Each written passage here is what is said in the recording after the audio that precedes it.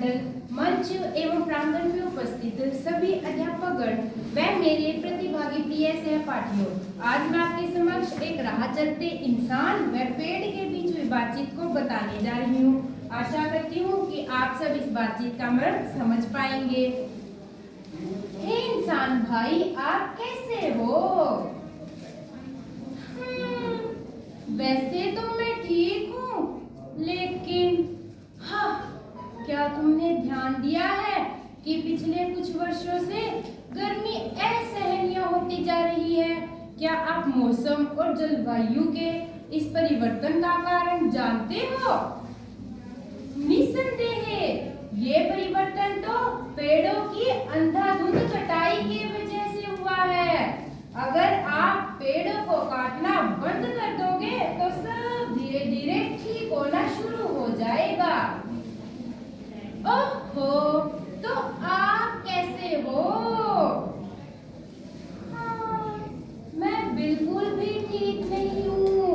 मैं पूरी तरह से जला हुआ, घुटा हुआ और बहुत भूखा महसूस कर रहा हूँ।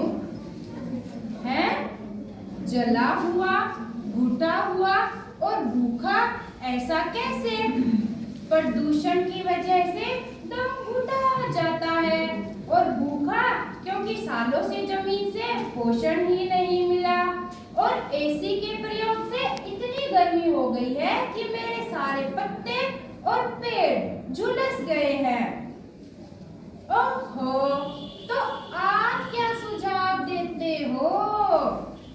इसके लिए आपको सबसे पहले पेड़ों को काटना बंद करना होगा, क्योंकि आप भी हमारे बिना जीवित नहीं रह सकते। और दूसरा, मैंने देखा है कि तुम इंसान लोगों को अगर पास की दुकान से भी सामान लेना हो तो भी अपने वाहन का इस्तेमाल करते हो। क्या तुम पैदल नहीं जा सकते? तुम इंसान लोग बहुत लेजी हो गए हो। और तीसरा, एसी का प्रयोग भी कम करना होगा।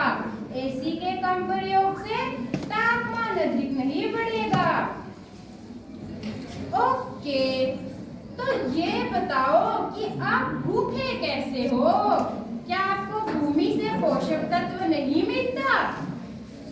बिल्कुल सही कहा मेरे दोस्त, तुम इंसान लोगों ने अपनी कृत्यों से भूमि का सारा पोषक तत्व ही खत्म कर दिया है। ओहो, तो ये बताओ कि अब इसकी पूर्ति कैसे करेंगे? इसके लिए जंगलों में पके हुए फल और पत्ते जो जमीन पर गिर जाते हैं और उनसे खाद बनती है और वही हमारा भोजन है।